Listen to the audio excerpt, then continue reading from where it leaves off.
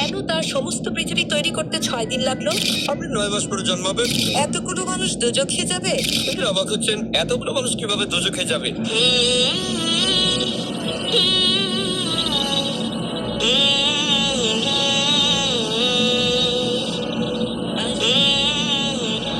সবাই বলে কোনো ধর্মই খারাপ কথা বলে না, কিন্তু মুসলিমরা কেন অন্য ধর্মের লোকদের ইসলাম গ্রহণ করতে বলে? বোন, আপনি বললেন সব ধর্মে ভালো সব কথা থাকে, কিন্তু মুসলিমরা আমাকে ইসলাম গ্রহণ করতে বলে কেন?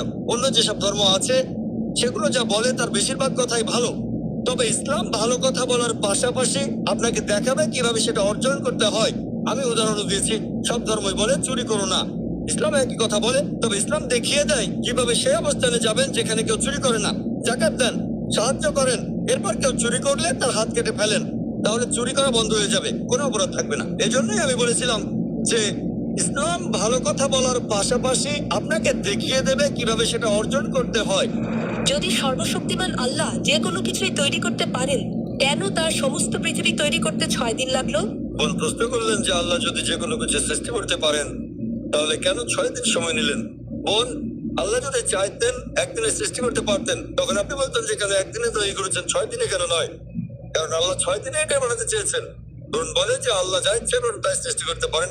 অনেক আয়াতে আছে, আল্লাহ বলেন কোরআনে সূরা আলে ইমরান অধ্যায় 3 আয়াত নম্বর 59, ইন্না মাসালা ঈসা ইনদাল্লাহি কামাসাল আদম খালাকা মিন তুরাব সুম্মা কালা লাহু কুন ফায়াকুন। আল্লাহ আদম আলাইহিস সালামকে সৃষ্টি করেছেন যেমন তিনি যীশু খ্রিস্টকে সৃষ্টি করেছেন ধুলো থেকে। তিনি বলেন হও আর তা হয়ে যায়। আল্লাহ যখন কিছু সৃষ্টি করতে চান তিনি বলেন হওয়ার হয়ে যায়, তিনি ইচ্ছে করলেই এটা হয়ে যায়।